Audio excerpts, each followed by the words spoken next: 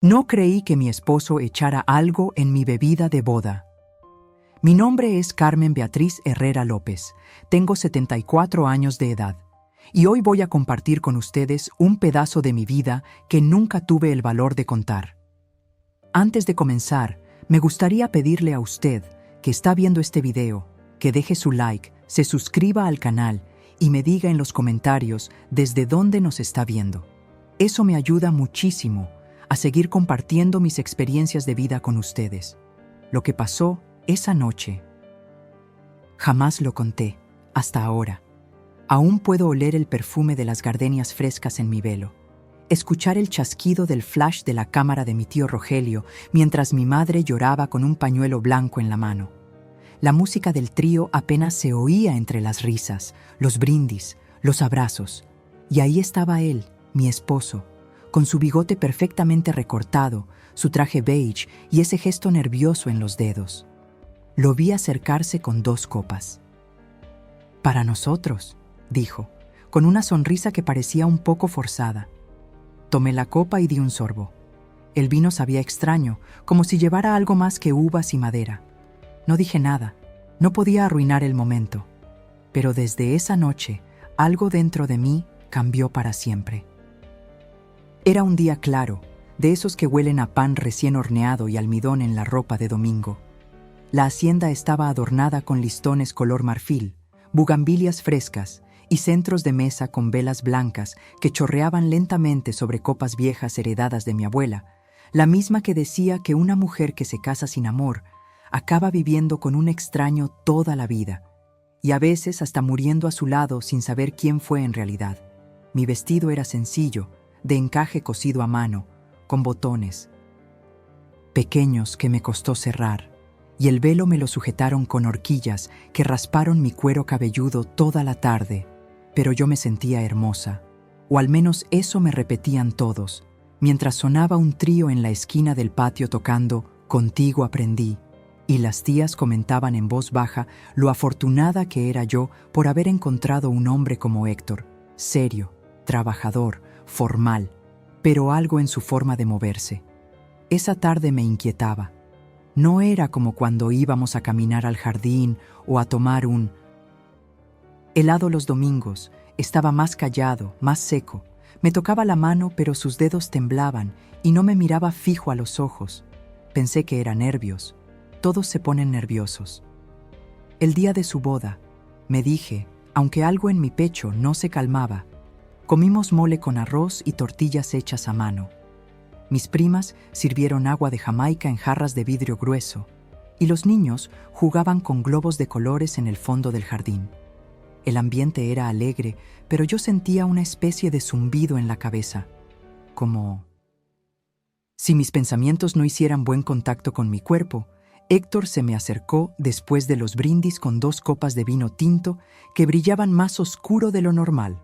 «Por nosotros», dijo, y brindamos mientras todos aplaudían.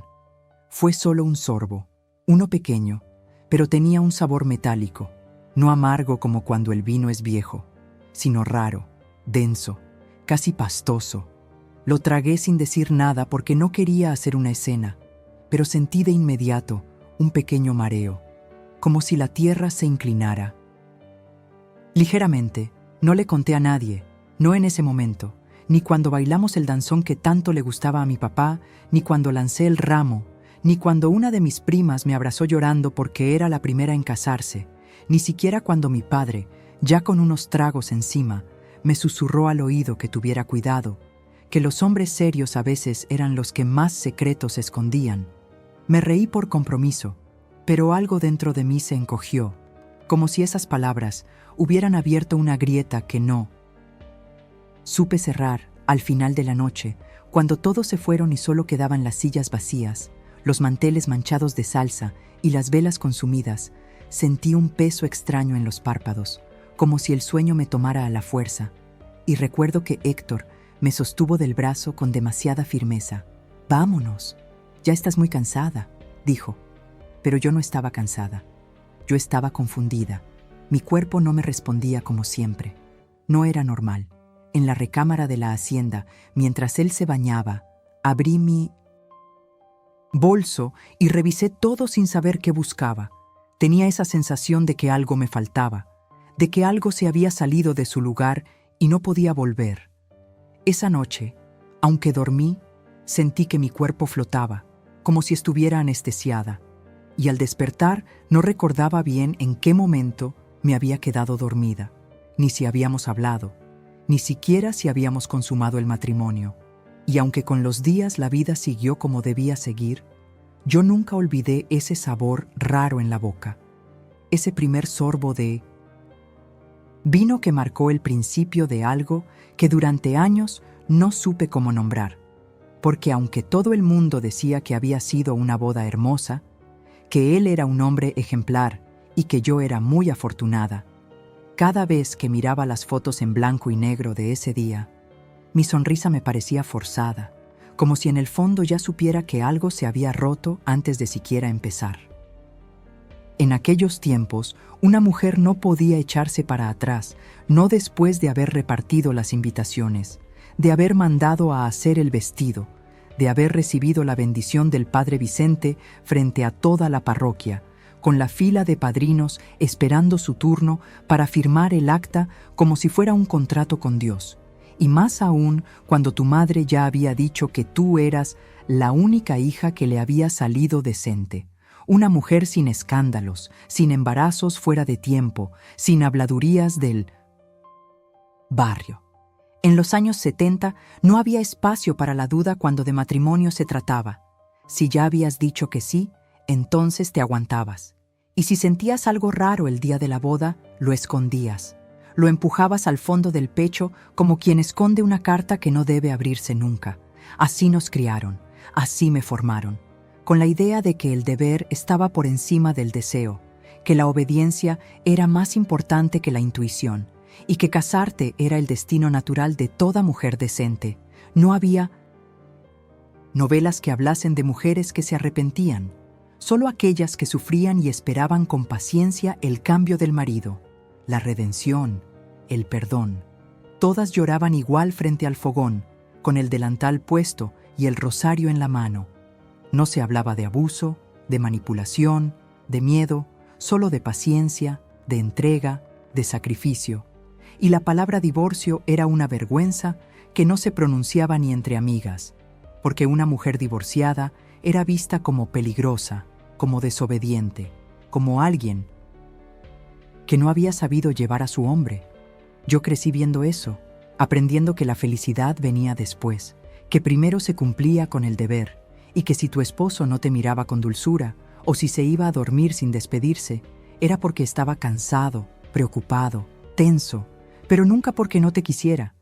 Entonces, cuando yo sentí ese sabor raro en mi copa, ese mareo que no se parecía a ningún otro, no dije nada, porque no sabía que podía decirlo. No conocía a ninguna mujer que hubiese interrumpido su boda, que se hubiera atrevido a decir en voz alta, esto no está bien. Todas decían que con el tiempo uno se acostumbraba, que los hombres eran así, cerrados, duros, reservados, y que había que entenderlos. Yo no tenía referentes de mujeres que escaparan del altar o que cuestionaran lo que su esposo decía o hacía. Y menos si él tenía buena reputación, si trabajaba, si no tomaba en exceso, si no te golpeaba, porque mientras no te golpeara, todo lo demás era soportable. Incluso si te hacía llorar de madrugada en silencio, incluso si te apagaba por dentro poco a poco, y yo, como tantas, acepté ese destino porque pensaba que era lo correcto, que el amor era algo que se construía, aunque yo no supiera con qué ladrillos. Y cuando mi madre me miraba con orgullo, con ese orgullo de madre que siente que ha hecho lo que debía con su hija, no podía decepcionarla. No podía decirle que algo dentro de mí gritaba, que algo no encajaba, que no me sentía segura, que había algo oscuro en los ojos de Héctor que solo yo parecía ver. Porque ¿qué iba a decir? Que sospechaba que me había puesto algo en la bebida, que esa noche me sentía ausente de mí misma. ¿Quién me iba a creer? ¿Mi abuela que decía que una mujer debía callar más de lo que hablaba? ¿Mis primas que solo soñaban con casarse ellas también? ¿La vecina chismosa que habría hecho una novela del asunto? No. En esa época, callar era más fácil, más seguro, más aceptable. Y callé por miedo, por vergüenza. Por costumbre, callé como callaron tantas, y ese silencio se fue haciendo parte de mi vida, como una sombra que se estira con los años, hasta que se vuelve parte del suelo que pisas.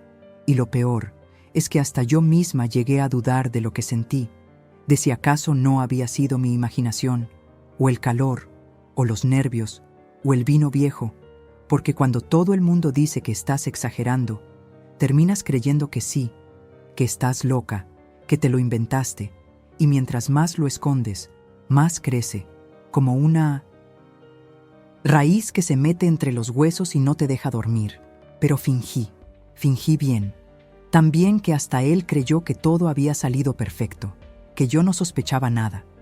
Y así comenzaron mis días de esposa, con flores secándose en el florero, con mi vestido guardado en una caja de cartón forrada en encaje, y con una verdad atorada en la garganta que me tragué por años como tragué aquella copa, en silencio, con miedo y sin vuelta atrás. Tópico 4. El novio, encanto y misterio. Cuando conocí a Héctor, no sentí mariposas ni esas cosas que dicen en los cuentos, pero sí sentí alivio. Alivio de pensar que, por fin, alguien se había fijado en mí con intención seria, no como los otros que solo querían bailar en las kermeses o mandaban papelitos por debajo de la puerta y luego desaparecían. Él era distinto. Se notaba desde la forma en que caminaba, firme, con la espalda recta, siempre con la camisa bien planchada, el pelo peinado con limón, las uñas limpias y esa voz grave que sonaba a autoridad. Trabajaba en una ferretería con su hermano mayor y todos en el barrio decían que era un hombre responsable, de los que no pierden el tiempo ni andan en la calle tomando. Me habló por primera vez una tarde que regresaba yo de la tienda, cargando una bolsa de pan y jitomates. Me ofreció ayudarme y lo hizo con tanta calma que no supe decir que no. No era guapo de telenovela, pero tenía una mirada que te hacía sentir pequeña, como si te estudiara desde adentro, y eso me ponía nerviosa. Al principio lo evitaba, pero luego me acostumbré a su manera de hablar pausada, sus regalos discretos, una flor envuelta en papel periódico, una bolsita de dulces de tamarindo, y a su forma de tocarme el hombro cuando me saludaba, como si marcara un territorio sin apretar. A mi madre le cayó bien desde el principio. «Ese muchacho tiene los pies en la tierra», dijo la primera vez que lo invitamos a cenar, y mi padre, que era más reservado, también lo aprobó porque hablaba de trabajo y no de sueños tontos, y así, sin darme cuenta, me fui dejando llevar, no porque me sintiera enamorada, sino porque me sentía segura, y en esa época la seguridad valía más que el amor, o eso creía yo. Héctor era un hombre que planeaba, que no dejaba nada al azar. Cada paso que dábamos como pareja era medido, consultado, aprobado, y aunque eso me tranquilizaba, también me hacía sentir como si siguiera un guión que no escribí yo.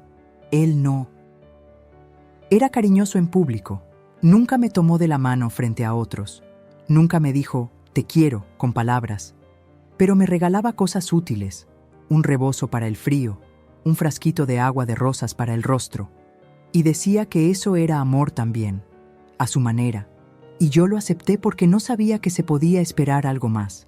Con el tiempo empecé a notar cosas pequeñas, detalles que en su momento no supe interpretar, como la forma en que se enojaba si no contestaba de inmediato cuando me llamaba, o cómo bajaba la voz pero endurecía los ojos cuando me interrumpía alguien mientras hablábamos. Una vez, en casa de su madre, me corrigió por cómo serví el arroz, frente a todos. «Así no se sirve, Carmen. ¿Acaso no lo sabes?»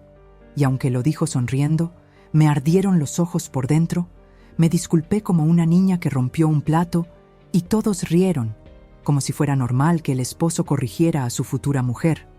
Después me dijo que era por mi bien, que no quería que lo hiciera mal frente a su familia, que me estaba enseñando, y eso se repitió muchas veces. Pequeñas correcciones, pequeñas órdenes disfrazadas de sugerencias, pequeñas humillaciones envueltas en frases dulces, pero nadie lo notaba, nadie más que yo, y aún así lo defendía. Decía que era estricto, no malo, que era serio, no frío, que era protector, no controlador, porque así lo aprendí, porque así hablaban las tías, las vecinas, las mujeres mayores. Los hombres son así, decían, y yo les creía, hasta que una noche, pocas semanas antes de la boda, lo vi hablando con una mujer en la esquina del mercado, una mujer joven, de labios rojos y blusa ajustada, con una risa aguda que se escuchaba desde el otro lado de la calle. Se reía con él, tocándole el brazo, y él, al notar mi presencia, cambió de expresión tan rápido que me dolió el estómago. Después me dijo que era la hermana de un compañero, que no fuera celosa, que yo era su única mujer, y me abrazó con fuerza, con tanta fuerza que sentí que me borraba, que me apretaba los pensamientos para que no siguieran creciendo, y yo asentí, como siempre, sin hacer preguntas. Aunque esa noche no dormí, solo di vueltas en la cama pensando si realmente era yo su única mujer, o si solo era la más conveniente, la más obediente, la que encajaba mejor en el molde, y así llegamos al día de la boda, con todas esas dudas guardadas como piedritas en los bolsillos del vestido, sin que nadie las notara, ni siquiera yo del todo, porque había aprendido a ignorarlas, a justificarlo. Todo, a decir que era el estrés, la presión, las expectativas, pero ahora, viéndolo con distancia, creo que esas dudas eran mi cuerpo hablándome bajito, avisándome de lo que venía, de lo que él era en realidad, pero yo no quise oírlas, porque nadie me había enseñado a escucharme a mí primero. Tópico 4. El novio, encanto y misterio. Cuando conocí a Héctor, no sentí mariposas ni esas cosas que dicen en los cuentos, pero sí sentí alivio. Alivio de pensar que, por fin, alguien se había fijado en mí con intención seria, no como los otros que solo querían bailar en las kermeses o mandaban papelitos por debajo de la puerta y luego desaparecían. Él era distinto. Se notaba desde la forma en que caminaba, firme, con la espalda recta, siempre con la camisa bien planchada, el pelo peinado con limón, las uñas limpias y esa voz grave que sonaba a autoridad. Trabajaba en una ferretería con su hermano mayor y todos en el barrio decían que era un hombre responsable, de los que no pierden el tiempo ni andan en la calle tomando. Me habló por primera vez una tarde que regresaba yo de la tienda, cargando una bolsa de pan y jitomates. Me ofreció ayudarme y lo hizo con tanta calma que no supe decir que no.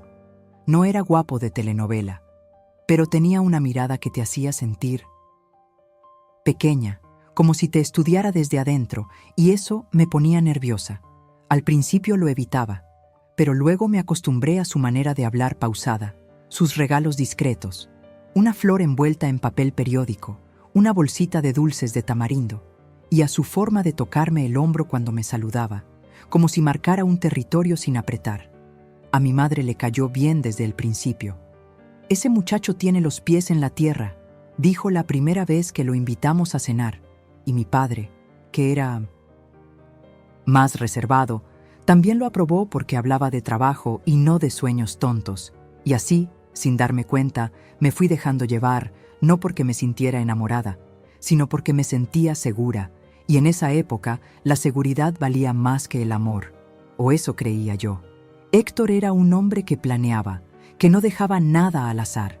Cada paso que dábamos como pareja era medido, consultado, aprobado, y aunque eso me tranquilizaba, también me hacía sentir como si siguiera un guión que no escribí yo. Él no. Era cariñoso en público. Nunca me tomó de la mano frente a otros, nunca me dijo «te quiero» con palabras, pero me regalaba cosas útiles, un rebozo para el frío, un frasquito de agua de rosas para el rostro, y decía que eso era amor también, a su manera, y yo lo acepté porque no sabía que se podía esperar algo más. Con el tiempo empecé a notar cosas pequeñas, detalles que en su momento no supe interpretar, como la forma en que se enojaba si no contestaba de inmediato cuando me llamaba, o cómo bajaba la voz pero endurecía los ojos cuando me interrumpía alguien mientras hablábamos.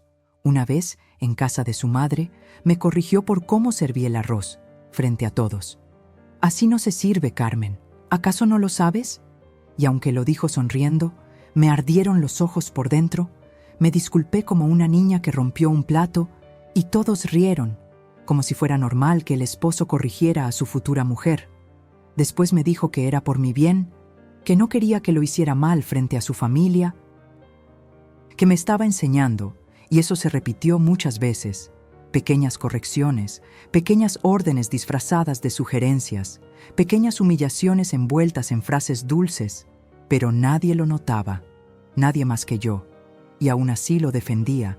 Decía que era estricto, no malo, que era serio, no frío, que era protector, no controlador, porque así lo aprendí, porque así hablaban las tías, las vecinas, las mujeres mayores, los hombres son así, decían, y yo les creía, hasta que una noche, pocas semanas antes de la boda, lo vi hablando con una mujer en la esquina del mercado, una mujer joven, de labios rojos y blusa ajustada, con una risa aguda que se escuchaba desde el otro lado de la calle.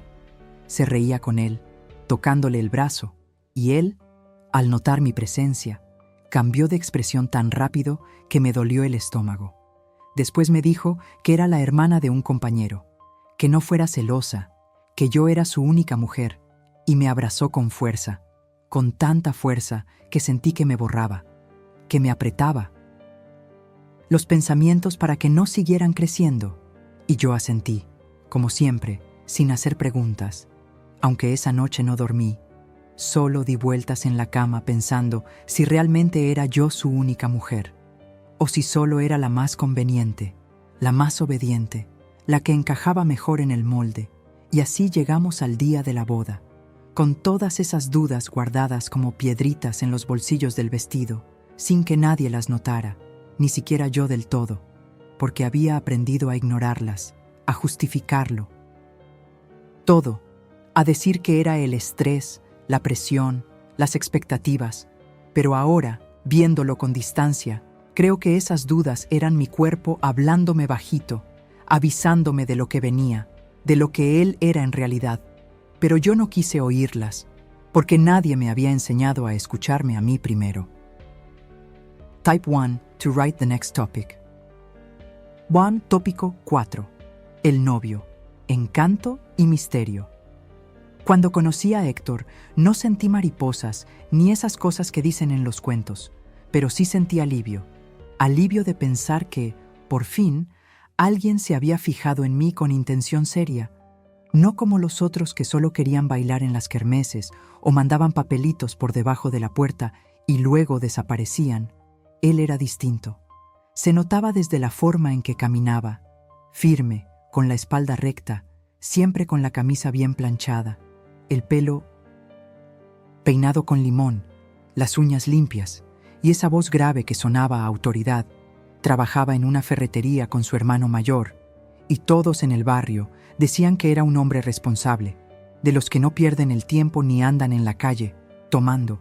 Me habló por primera vez una tarde que regresaba yo de la tienda, cargando una bolsa de pan y jitomates. Me ofreció ayudarme, y lo hizo con tanta calma que no supe decir que no. No era guapo de telenovela, pero tenía una mirada que te hacía sentir pequeña, como si te estudiara desde adentro, y eso me ponía nerviosa. Al principio lo evitaba, pero luego me acostumbré a su manera de hablar pausada, sus regalos discretos, una flor envuelta en papel periódico, una bolsita de dulces de tamarindo, y a su forma de tocarme el hombro cuando me saludaba, como si marcara un territorio sin apretar. A mi madre le cayó bien desde el principio. «Ese muchacho tiene los pies en la tierra», dijo la primera vez que lo invitamos a cenar, y mi padre, que era más reservado, también lo aprobó porque hablaba de trabajo y no de sueños tontos, y así, sin darme cuenta, me fui dejando llevar, no porque me sintiera enamorada, sino porque me sentía segura, y en esa época la seguridad valía más que el amor, o eso creía yo. Héctor era un hombre que planeaba, que no dejaba nada al azar. Cada paso que dábamos como pareja era medido, consultado, aprobado, y aunque eso me tranquilizaba, también me hacía sentir como si siguiera un guión que no escribí yo. Él no. Era cariñoso en público, Nunca me tomó de la mano frente a otros, nunca me dijo «te quiero» con palabras, pero me regalaba cosas útiles, un rebozo para el frío, un frasquito de agua de rosas para el rostro, y decía que eso era amor también, a su manera, y yo lo acepté porque no sabía que se podía esperar algo más. Con el tiempo empecé a notar cosas pequeñas, detalles que en su momento no supe interpretar, como la forma en que se enojaba si no contestaba de inmediato cuando me llamaba, o cómo bajaba la voz pero endurecía los ojos cuando me interrumpía a alguien mientras hablábamos. Una vez, en casa de su madre, me corrigió por cómo serví el arroz, frente a todos. «Así no se sirve, Carmen. ¿Acaso no lo sabes?» Y aunque lo dijo sonriendo, me ardieron los ojos por dentro, me disculpé como una niña que rompió un plato y todos rieron, como si fuera normal que el esposo corrigiera a su futura mujer. Después me dijo que era por mi bien, que no quería que lo hiciera mal frente a su familia, que me estaba enseñando, y eso se repitió muchas veces. Pequeñas correcciones, pequeñas órdenes disfrazadas de sugerencias, pequeñas humillaciones envueltas en frases dulces, pero nadie lo notaba, nadie más que yo, y aún así lo defendía.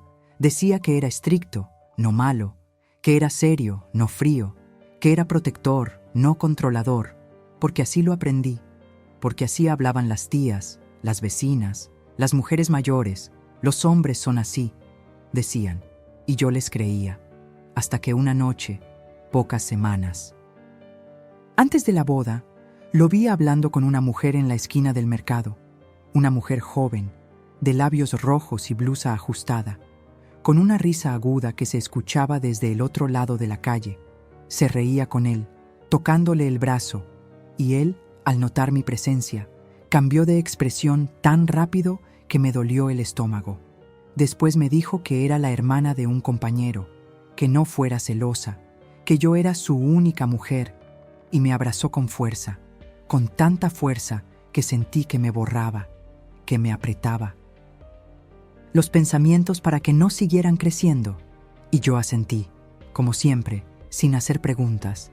Aunque esa noche no dormí, solo di vueltas en la cama pensando si realmente era yo su única mujer, o si solo era la más conveniente, la más obediente, la que encajaba mejor en el molde, y así llegamos al día de la boda, con todas esas dudas guardadas como piedritas en los bolsillos del vestido, sin que nadie las notara, ni siquiera yo del todo, porque había aprendido a ignorarlas, a justificarlo. Todo, a decir que era el estrés, la presión, las expectativas, pero ahora, viéndolo con distancia, creo que esas dudas eran mi cuerpo hablándome bajito, avisándome de lo que venía, de lo que él era en realidad, pero yo no quise oírlas, porque nadie me había enseñado a escucharme a mí primero. Cuando conocí a Héctor, no sentí mariposas ni esas cosas que dicen en los cuentos, pero sí sentí alivio.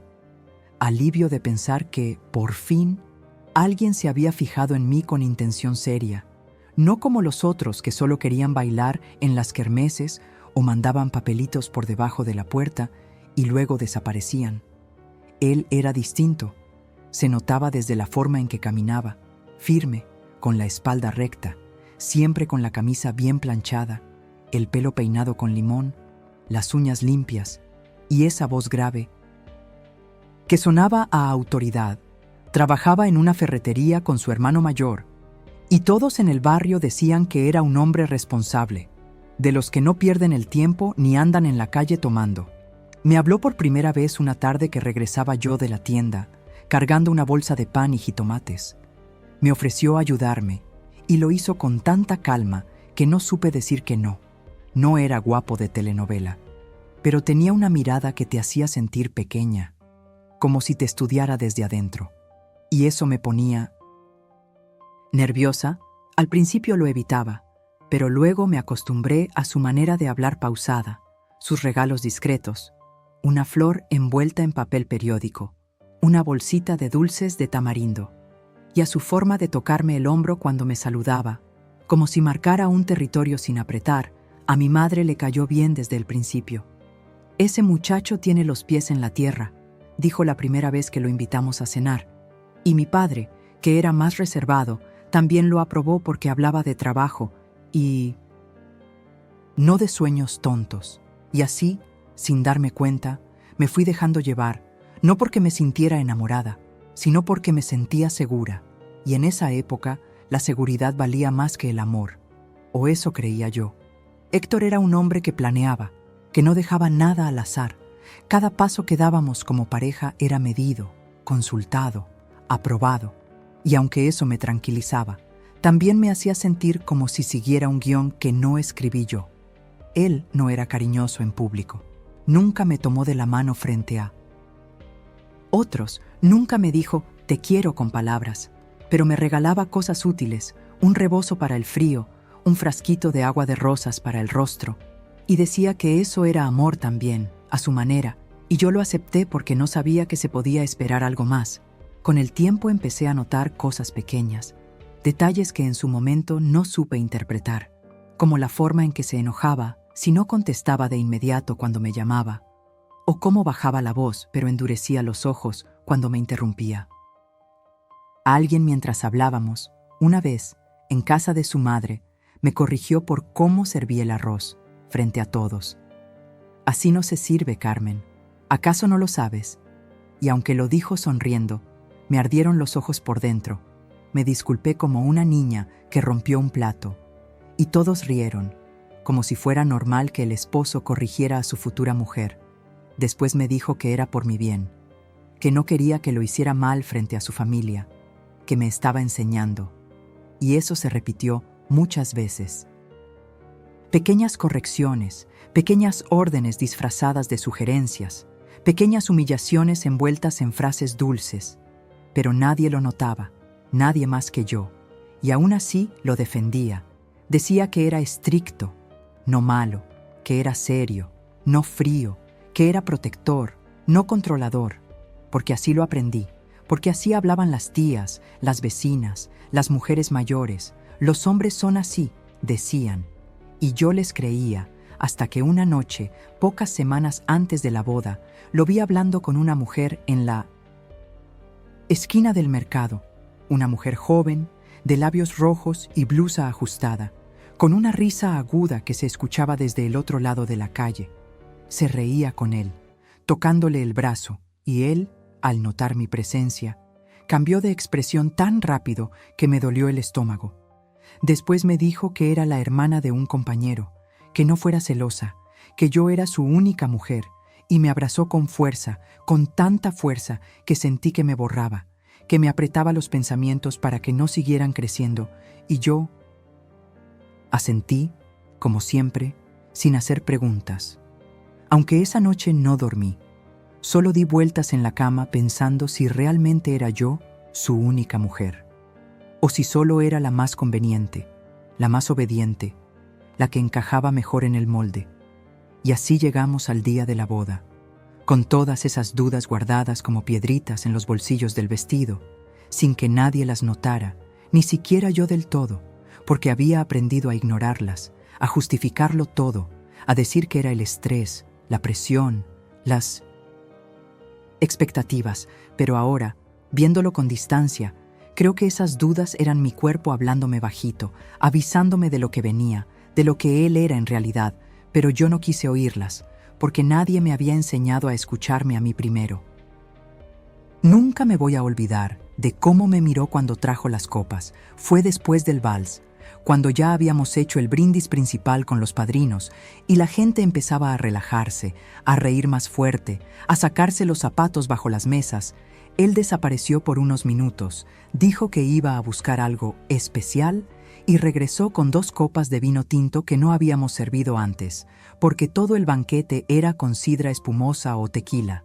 Pero él traía vino oscuro, espeso, en copas más chicas, de vidrio más grueso.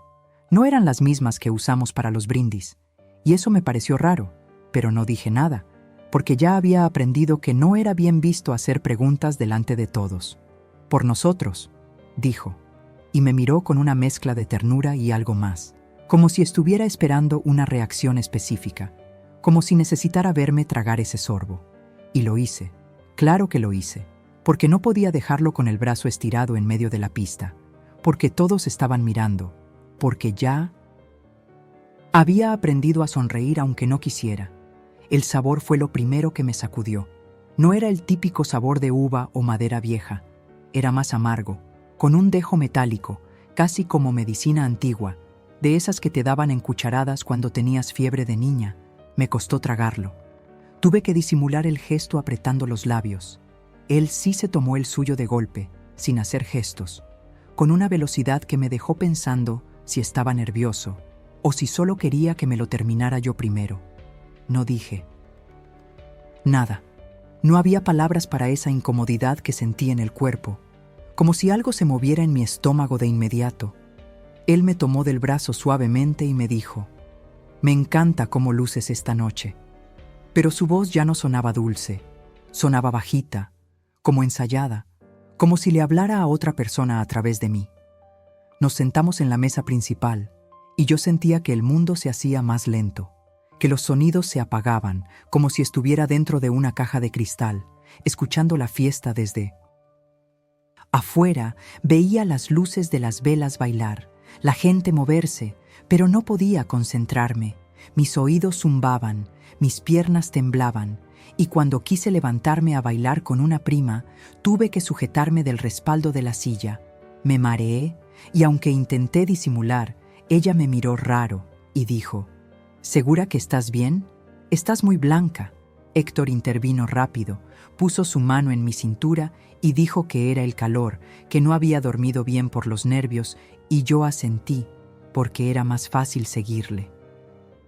El juego que cuestionarlo ahí, delante de todos. Me ofreció agua, pero no me la tomé.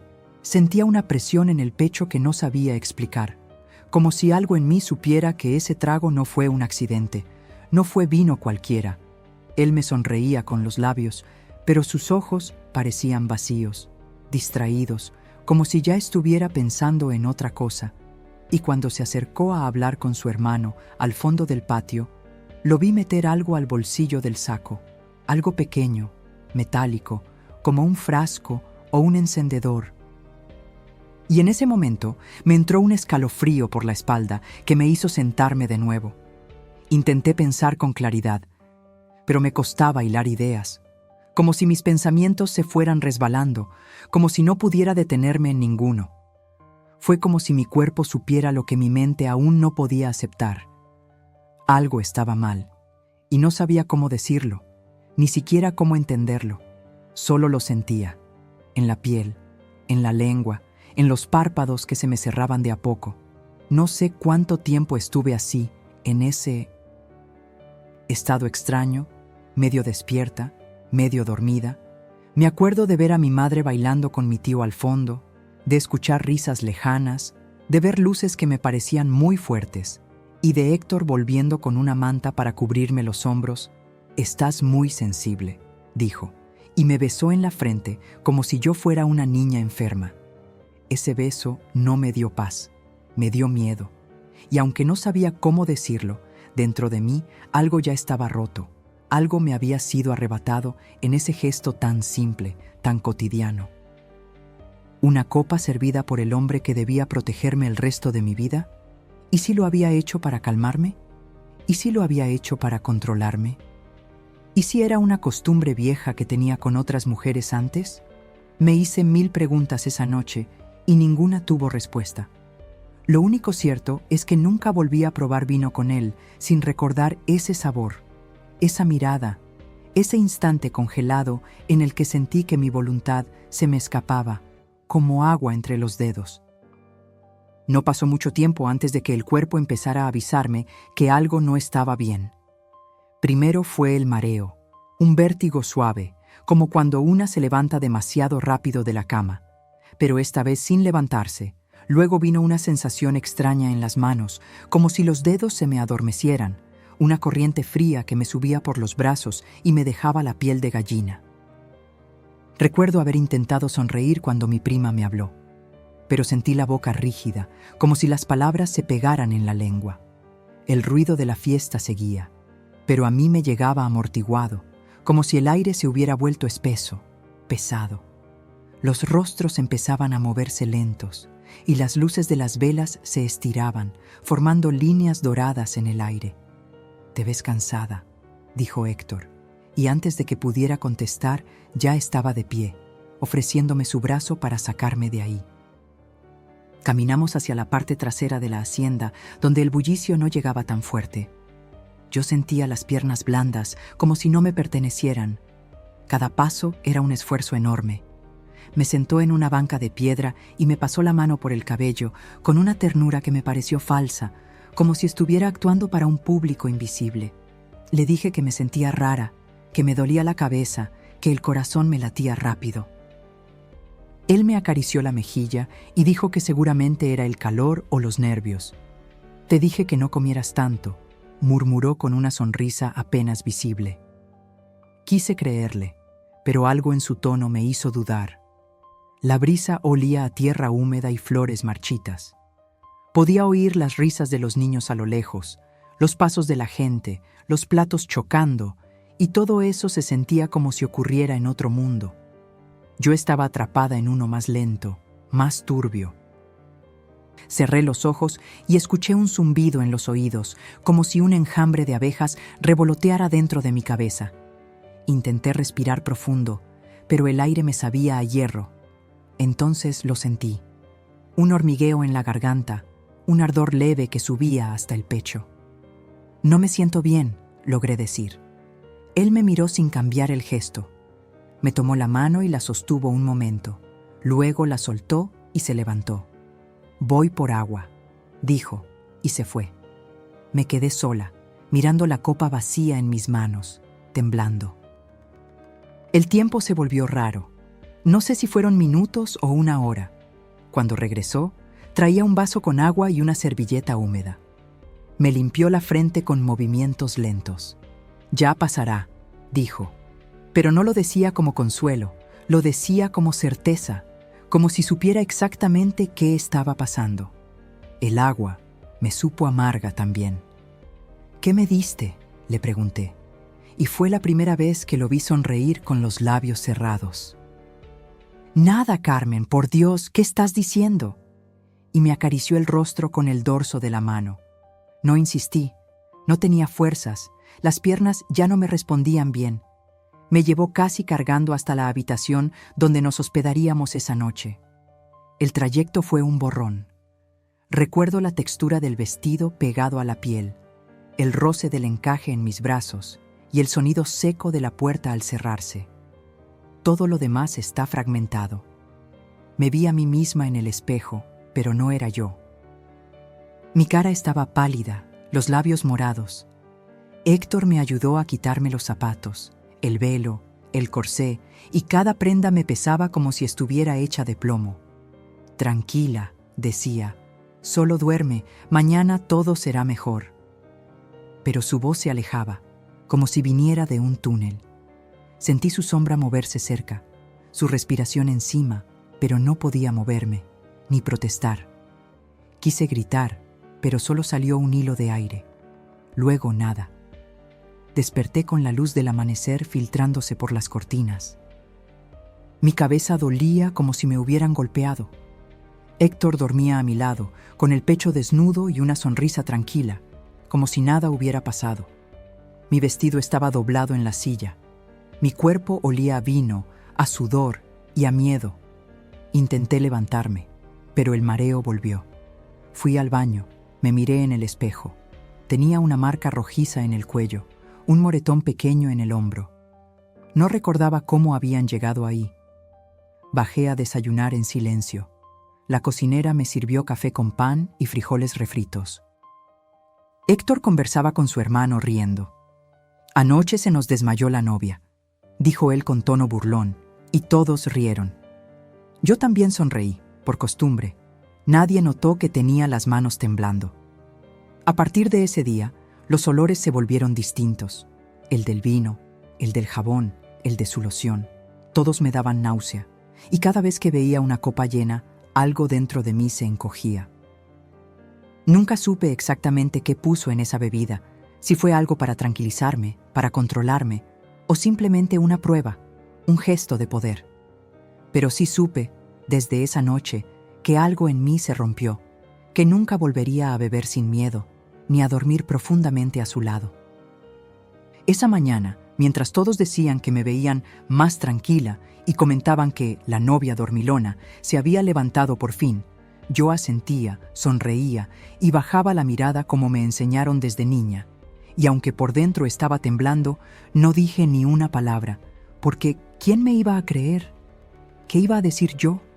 Que creía que mi esposo había puesto algo en mi copa el día de nuestra boda, que la noche que debía ser la más feliz de mi vida había sido una niebla donde mi cuerpo no me respondía. No podía decir eso, ni a mi madre, ni a mis hermanas, ni a la madrina de boda que me peinó con tanto esmero, ni siquiera a mi mejor amiga, porque todas esperaban verme feliz, tranquila, completa y sobre todo, casada, porque eso era lo más importante en esos años, que una mujer se casara y cumpliera con su rol. Así que aprendí a quedarme callada, a tragar el miedo como quien se toma un jarabe amargo cada mañana. Me callé porque si hablaba, iba a romper algo que ya estaba pegado con saliva y apariencias, porque si hablaba me iba a quedar sola. Y en los 70s, una mujer sola no tenía futuro. Una mujer que dudaba de su marido era una exagerada, una histérica, y si además lo hacía tan pronto, recién casada, entonces era una desagradecida. Así que mejor callé. Me quedé con la duda clavada en la garganta, volviéndose parte de mi voz. Y desde entonces aprendí a hablar bonito, a usar diminutivos, a no contradecir, a no mirar fijamente a los ojos, a esperar siempre a que él terminara de hablar antes de abrir la boca. Me acostumbré a vivir con esa pequeña sospecha escondida bajo la lengua, como un secreto que late, que se enoja cuando lo ignoras, pero que nunca grita. El miedo me fue moldeando la espalda, la forma de sentarme, de caminar, de respirar, y aunque nadie lo notaba, yo me fui encogiendo un poco más cada día, como una flor que se dobla con el peso de una mentira, pero que sigue decorando la sala porque aún no se ha marchitado del todo.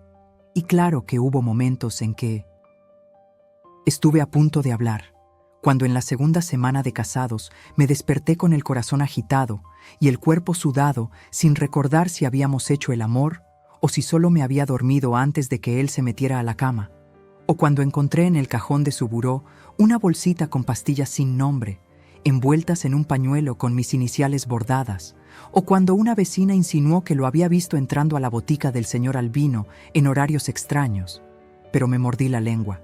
Me dije que no. Era para tanto, que no tenía pruebas, que quizá estaba exagerando, y me callé otra vez, porque así vivíamos las mujeres en esa época, calladas, agradecidas, desconfiando de nosotras mismas antes que de los demás. Me acuerdo de una vez, apenas un mes después de la boda, que lo confronté suavemente mientras preparaba café. Le dije que tenía pesadillas desde aquella noche, que me sentía extraña desde entonces, y él me miró con calma, me tomó del mentón y dijo: «Necesitas descansar, Carmen. Estás muy sensible», y me besó la frente, como si yo fuera una criatura frágil que debía proteger, pero su mirada me dijo otra cosa, me advirtió, como si en silencio me dijera: «Ni se te ocurra insistir». Y desde ahí ya no hablé más del tema, ni con él, ni con nadie. Lo enterré, como tantas cosas que enterramos las mujeres por miedo a perder lo poco que creemos tener. Y me dediqué a fingir que todo estaba bien, que el vino era vino, que el mareo era estrés, que el silencio era paz, hasta que esa versión falsa de mi historia se volvió la única que los demás conocían. Y yo misma empecé a dudar si lo que sentí fue real, si no fue mi imaginación, una mala digestión o el calor de ese verano brutal. Pero en el fondo, muy en el fondo, siempre supe que no, que algo me fue arrebatado esa noche. No solo mi voluntad, sino mi voz, esa voz que nunca se escuchó, esa voz que hoy, después de tantos años, todavía tiembla cuando por fin se atreve a contar lo que nadie quiso oír. Con el tiempo, me convencí de que lo que viví aquella noche solo existía dentro de mi cabeza, porque nadie lo mencionó jamás, nadie hizo una pregunta incómoda, nadie notó mi mirada perdida cuando hablaban de la boda, como si hubiera sido un cuento perfecto, una historia digna de presumirse en álbumes de fotos y en sobremesas familiares. Pero ahora que miro hacia atrás, que repaso los detalles con la calma que dan los años, me doy cuenta de que tal vez sí hubo señales, pequeñas, ocultas, pero presentes, como la forma en que mi tía Ángela me miró durante la cena, con esa ceja levantada que siempre le salía cuando algo le olía raro, o como cuando mi prima Leti se acercó al final de la fiesta y me susurró al oído: ¿estás bien? Pareces ida. Y yo solo le sonreí sin poder articular nada porque ya me temblaba el labio.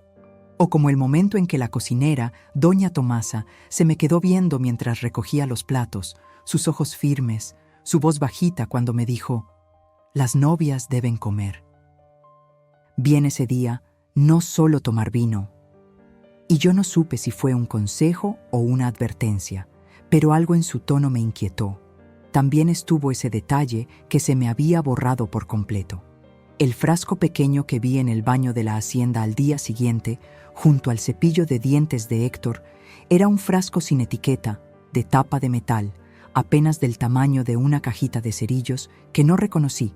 No lo había visto antes. Lo tomé, lo abrí, olía fuerte, como a hierbas secas mezcladas con alcohol. No entendí qué era, pero el corazón me empezó a latir más rápido. Lo volví a cerrar y lo dejé ahí, sin preguntar nada, como hacía con casi todo en esa época. No preguntar era más seguro.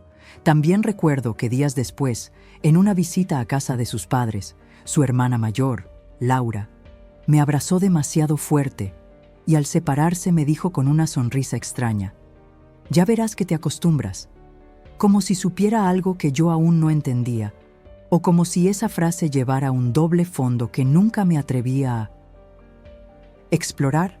Hubo otro momento, semanas más tarde, cuando el padre Vicente vino a cenar a casa para bendecir el nuevo hogar, y después de dar las oraciones, se quedó callado un rato mientras miraba a Héctor con el ceño fruncido.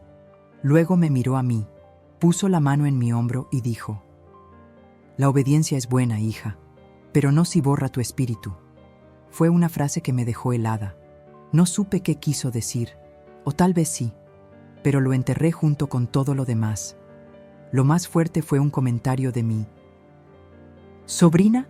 Muchos años después, cuando ya era una mujer adulta, me mostró una foto de la boda que encontró en un cajón y dijo: tía, en esta foto tú no pareces feliz, pareces dormida.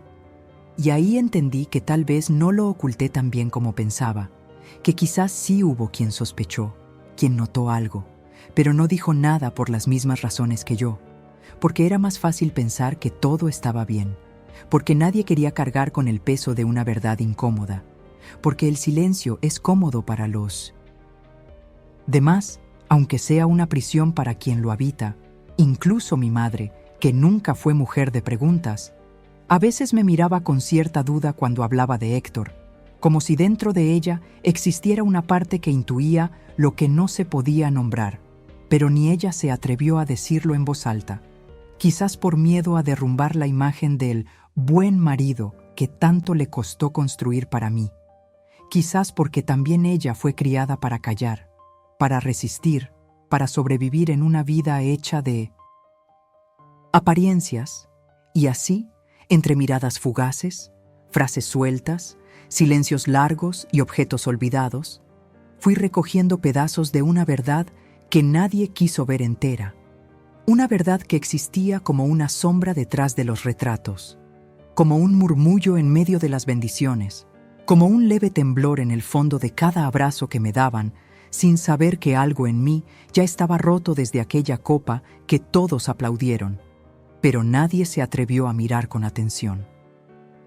No fue hasta muchos años después que encontré la pieza que me faltaba, esa que confirmó lo que durante tanto tiempo dudé de mí misma.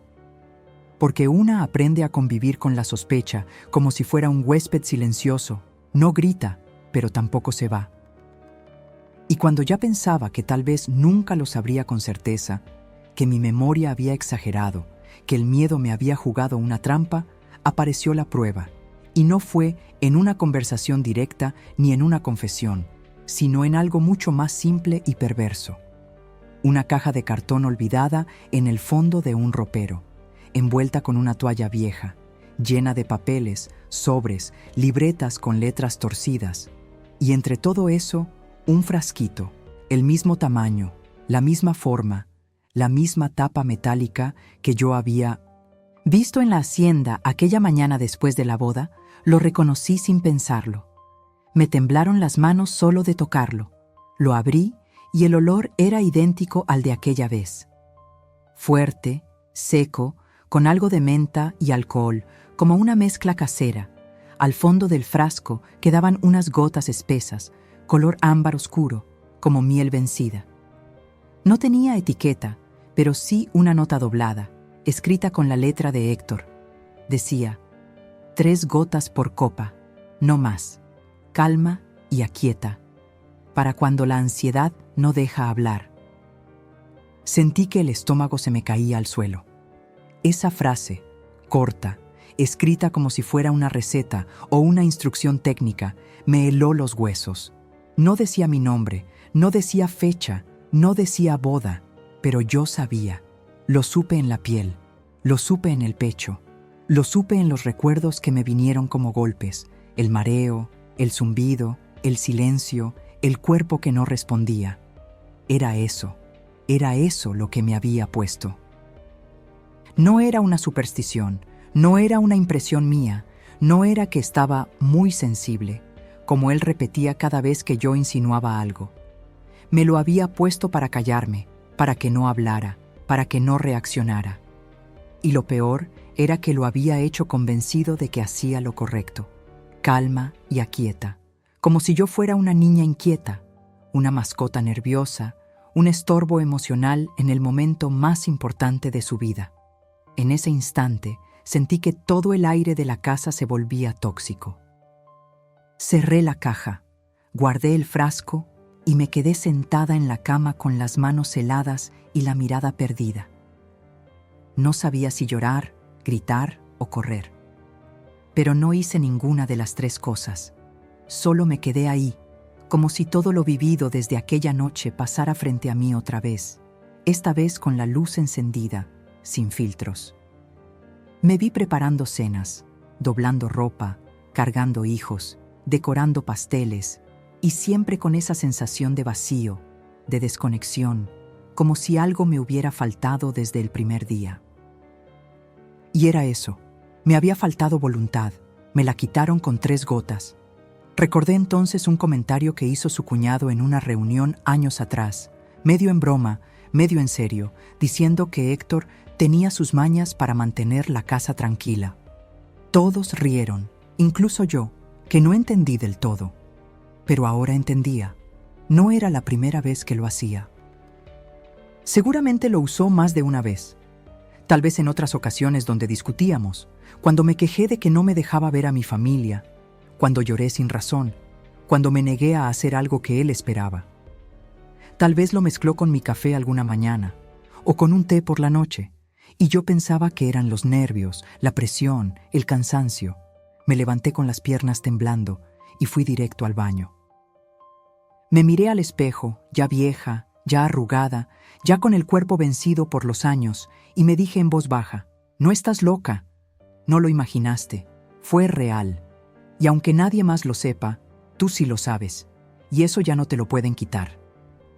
Guardé el frasco de nuevo, lo escondí entre mis cosas, no por miedo, sino porque no quería tirarlo. Era mi prueba. No necesitaba mostrársela a nadie. Era mía. Era la última pieza de un rompecabezas que me costó toda una vida armar, y aunque dolía, también me liberaba. Porque ahora podía dejar de dudar de mí, de mis recuerdos, de mis sensaciones. Porque ahora sabía con certeza que no fue un error mío, que no fue exageración, fue una decisión suya. Y aunque nunca me pidió perdón, aunque murió sin decir una palabra sobre eso, aunque para todos fue un buen hombre, correcto, proveedor, fiel, yo me quedo con mi verdad. Una verdad amarga, sí, pero mía. Y esa noche, al apagar la luz, dormí como no había dormido en décadas.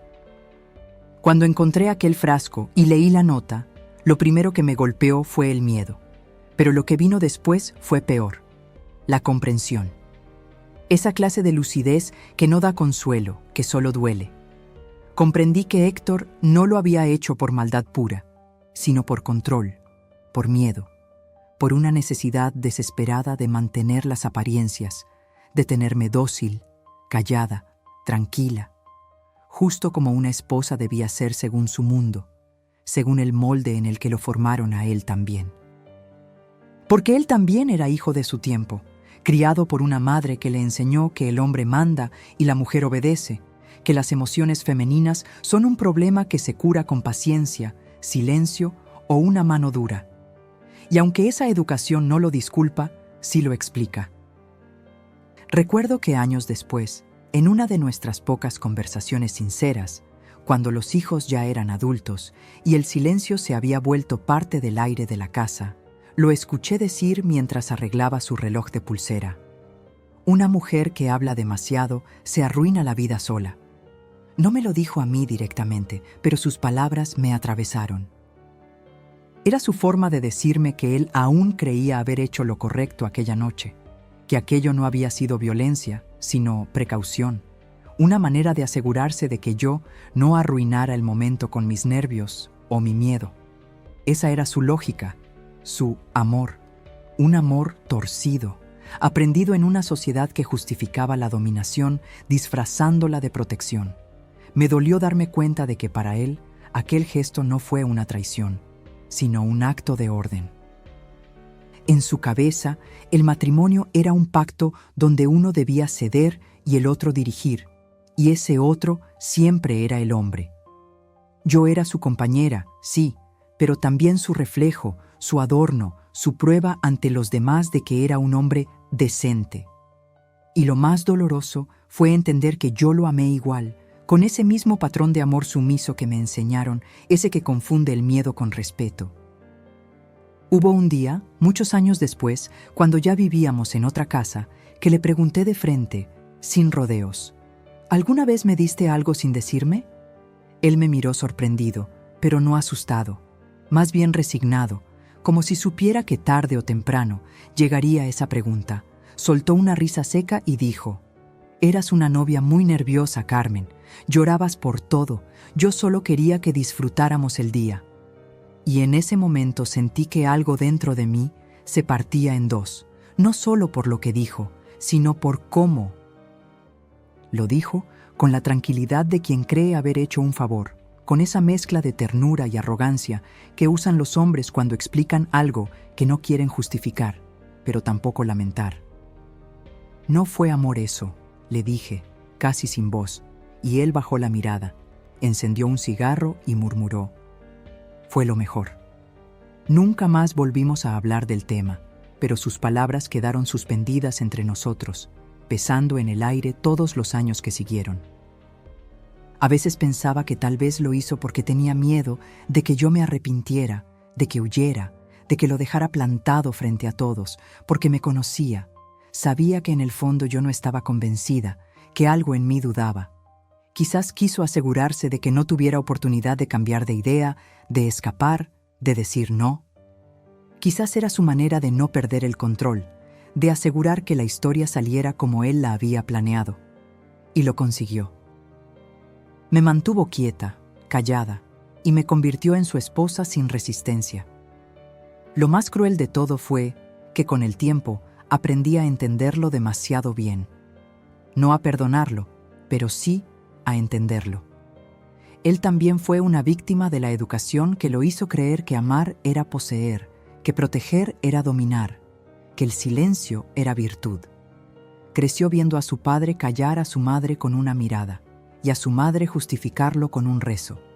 Y yo crecí creyendo que eso era lo normal, que así debía ser el amor. Así que sí, el motivo real fue el miedo, el suyo a perder el control, el mío a perder la estabilidad y el de todos los que nos rodeaban a enfrentar la verdad. El amor de Héctor no me mató, pero me durmió por años, me adormeció la conciencia, me anestesió la voz. Y el día que entendí eso, dejé de llorar por él, porque entendí que no había nada que perdonar, solo algo que desenterrar, la mentira disfrazada de amor. Después de esa conversación, nunca más se mencionó el tema, ni una sola palabra sobre aquella noche o sobre el frasco, como si ambos hubiéramos firmado un pacto silencioso para enterrar el asunto junto con todas las otras verdades que no podían decirse en voz alta. Y el tiempo, que todo lo cubre, también cubrió eso. Los años comenzaron a pasar como las hojas de un calendario que se desprenden sin mirar. Llegaron los hijos, las rutinas, las responsabilidades. La vida, como decían las vecinas, se acomodó. Yo cocinaba, bordaba, ayudaba en la iglesia, sonreía en las fotos familiares. Aprendí a vivir con un hueco dentro, un vacío tan cotidiano que dejé de notarlo. Cada vez que preparaba café, me aseguraba de servirme yo misma. Cada vez que había vino en la mesa, encontraba una excusa para no tomar. Nadie lo notaba. Héctor tampoco, o tal vez sí, pero ya no le importaba. Su autoridad ya estaba establecida. Yo era la esposa modelo, discreta, leal, eficiente. Durante décadas no hablé de esa noche. Ni cuando mis hijas se casaron y me preguntaron si estaba nerviosa el día de mi boda. Ni cuando mi madre murió y me quedé sola con mis pensamientos. Ni cuando Héctor empezó a enfermar y pasaba las noches tosiendo en silencio, con su respiración pesada llenando la casa. Nunca lo dije, no porque no quisiera, sino porque sentía que nadie sabría qué hacer con esa verdad. Porque ¿cómo se cuenta una historia donde no hay golpes ni gritos, pero sí una violencia invisible, dulce, lenta, que te roba la voluntad sin dejar marca? Nadie entiende ese tipo de daño. Nadie quiere entenderlo. Con los años, mi silencio se volvió una costumbre. Era más fácil no recordar. Me refugié en los hijos, en los nietos, en las rutinas. En los primeros años, cuando alguien me preguntaba si era feliz, decía que sí. Más adelante, cuando ya nadie preguntaba, lo decía igual, por inercia. Pero en las noches, cuando la casa se quedaba en calma, oía mi propia respiración y el zumbido lejano de un reloj, y me preguntaba quién habría sido yo si esa noche hubiera tenido el valor de hablar, de escupir el vino y decir, algo está mal. Imaginaba otra vida, otro destino, pero no duraba mucho pensarlo. Cerraba los ojos y dejaba que el sueño me arrastrara. A veces, cuando mis hijas peleaban con sus maridos, yo escuchaba en silencio, con el corazón apretado. No las interrumpía. No quería decirles qué hacer. Solo quería que hablaran, que no se tragaran la rabia, que no repitieran mi historia. Pero también sabía que cada generación tiene su propio silencio, su propio miedo. Y por más que el mundo cambie, los ecos del pasado siguen resonando. Héctor envejeció rápido. Su carácter se suavizó con los años, o al menos eso parecía. En los últimos años de su vida, cuando ya apenas podía caminar, me pedía que le leyera el periódico o que le contara cómo estaban los hijos. Y yo lo hacía, con una mezcla de compasión y distancia. Nunca hablamos del frasco, pero una vez, poco antes de morir, me tomó la mano y me dijo, «Gracias por aguantarme, Carmen. Fuiste buena conmigo». Lo miré a los ojos y no supe qué contestar. No era rencor lo que sentía, era tristeza. Tristeza por todo lo que no fuimos, por todo lo que pudo ser distinto si él hubiera entendido que amar no era mandar, que cuidar no era controlar. Después de su muerte, limpiando sus cosas, volví a encontrar el reloj que siempre arreglaba, el mismo que llevaba el día de nuestra boda. Lo abrí por curiosidad y dentro, escondido en el compartimiento trasero, había un papel diminuto, doblado. Decía, «A veces hay que hacer lo necesario para mantener la paz. Ni una firma, ni una fecha. Solo eso». Sentí un temblor en las manos, pero esta vez no lloré. Ya no había lágrimas, solo silencio. Ese silencio que me había acompañado toda la vida, que me había moldeado la voz y el alma. Viví muchos años más después de su partida. Y aunque los demás decían que yo era fuerte, En realidad, solo era alguien acostumbrada a callar. Pero hay una diferencia entre callar por miedo y callar por elección. Y con el tiempo, mi silencio empezó a cambiar. Dejó de ser un refugio y se volvió una carga. Empecé a escribir, en hojas sueltas, pequeños recuerdos. No para publicarlos, sino para no morir con ellos. Porque entendí que callar no me protegía, solo me borraba. Y ahora, al contar esto, sé que no busco justicia ni venganza, solo busco dejar constancia. Que quede dicho que una copa, un gesto, una decisión, pueden cambiar toda una vida. Que el silencio también mata, aunque lo haga despacio, sin ruido. Me costó más de 40 años encontrar esta voz que hoy me escucha. Más de 4 décadas guardando una historia que me dolía en la garganta cada vez que alguien preguntaba cómo fue mi boda, cómo fue mi matrimonio, cómo fue mi vida con Héctor. Siempre contesté con lo que los otros querían oír. Fue un buen hombre. Nunca nos faltó nada. Tuvimos una vida tranquila y con eso bastaba, nadie preguntaba más. Porque cuando una mujer envejece en silencio, todos asumen que fue feliz, que su resignación fue paz. Pero hoy, a mis 74 años, decidí hablar, porque ya no tengo miedo. Porque ya no quiero llevarme esta verdad al cajón como tantas otras mujeres lo hicieron. Porque si no lo cuento yo, nadie lo hará.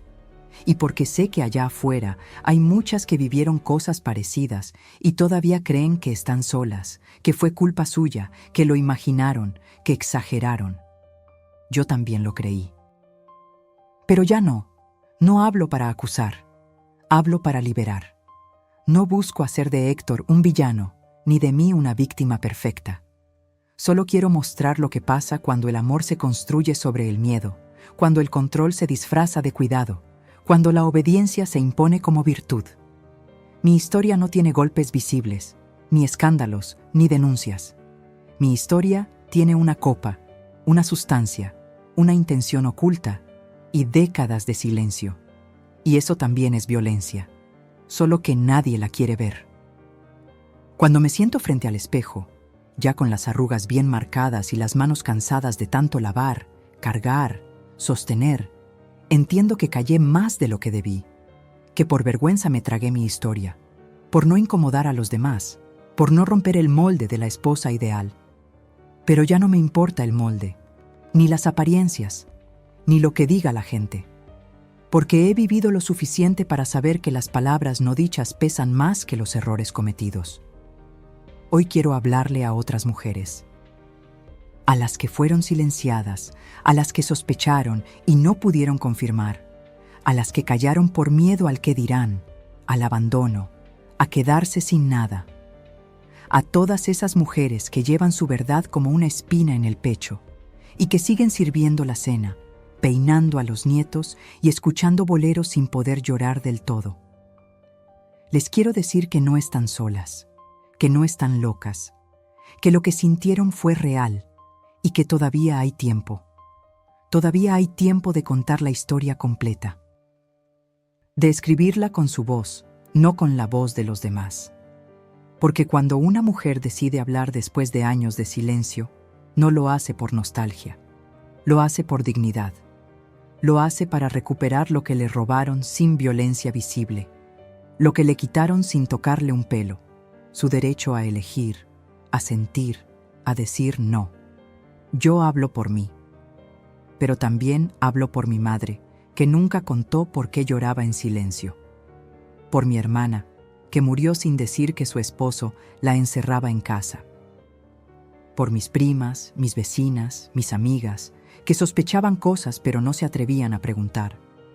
Hablo por ellas y por todas las que vienen después, porque cuando yo era joven, nadie nos enseñó que podíamos decir, esto no está bien. Nos enseñaron a aceptar, a bajar la cabeza, a confiar ciegamente en el marido. Nos dijeron que era pecado desconfiar, que era inmoral rebelarse, que el amor lo aguantaba todo. Y no todo se aguanta. Hay cosas que no deberían perdonarse jamás. Pero si aún no puedes hablar, no te juzgues. Hay un momento para todo. Y el mío llegó ahora. No fue el trago lo que me marcó, fue la traición. No el vino, no el mareo, no la noche tibia en la hacienda, no la copa levantada frente a todos como símbolo de un amor que nunca existió de verdad. Lo que me partió fue darme cuenta, con los años, que alguien que decía amarme fue capaz de anularme, de apagarme por dentro, con calma, con método, con sonrisa. Porque eso fue lo que más me dolió, la calma con la que lo hizo, la naturalidad, el convencimiento de que me estaba ayudando. He tardado décadas en darle nombre a lo que viví, porque no encajaba en los relatos tradicionales del abuso. Nadie me golpeó, nadie me gritó, nadie me encerró, pero sí me silenciaron. Y eso, aunque invisible, deja cicatrices más hondas que los moretones. Viví atrapada en una jaula hecha de deber, costumbre y miedo. Y lo más triste es que aprendí a decorar esa jaula con flores, con manteles limpios, con las risas de mis hijos, con las fiestas de cumpleaños que preparaba sola, con pasteles y piñatas y papel picado. Desde fuera, todo parecía armonía, pero por dentro, yo sabía que había una herida abierta desde aquella noche, la primera noche. Esa copa fue el comienzo de mi desaparición lenta y nadie lo notó, porque cuando una mujer se apaga en silencio, se vuelve funcional, invisible, correcta. Y el mundo premia a las mujeres correctas. Pasaron los años. Me convertí en madre, después en abuela. Viajé poco, soñé en secreto, deseé cosas que no dije nunca. Y hoy, sentada frente a esta cámara, con las manos arrugadas y la voz temblorosa, solo quiero que alguien me escuche. No para que me consuele, no para que me aplauda, sino para que sepa que existí, que lo que viví fue real, y que aún con miedo, con vergüenza, con el cuerpo herido por el tiempo, aún se puede hablar. Porque si algo aprendí después de todo esto, es que ninguna mujer merece pasar la vida entera dudando de sí misma. Ninguna debería tragarse su voz para mantener una apariencia. Ninguna tendría que brindar con una copa en la mano que no sabe lo que lleva dentro. Yo no pedí una gran historia. Solo quería una vida donde pudiera respirar sin miedo. Y aunque no la tuve, al menos hoy puedo contarlo. Y eso, a mi edad, ya es un acto de rebelión. Así que si estás escuchando esto y algo dentro de ti se mueve, si sentís que esto también pudo haberte pasado a ti, o a tu madre, o a tu abuela, te pido que no lo ignores. Porque el silencio de una mujer puede durar toda una vida, pero su verdad no se apaga. Solo espera el momento de salir. Yo ya dije la mía. No me importa si alguien me cree o no. No necesito pruebas ni testigos. Mi cuerpo fue testigo. Mi memoria fue testigo. Mis noches de insomnio lo fueron también. Ahora puedo mirar atrás sin cerrar los ojos. Ahora puedo hablar sin que se me quiebre la voz. No busco justicia, busco paz. Y al fin la estoy encontrando. Si esta revelación te tocó el corazón, si alguna parte de esta historia resonó en ti o en alguien que conoces, te pido que dejes tu like, te suscribas al canal y compartas este video con alguien que necesita oírlo. También quiero leerte en los comentarios. ¿Alguna vez tu vida cambió por un secreto guardado? ¿Te atreviste a contar tu verdad? Hoy, este espacio es tuyo también.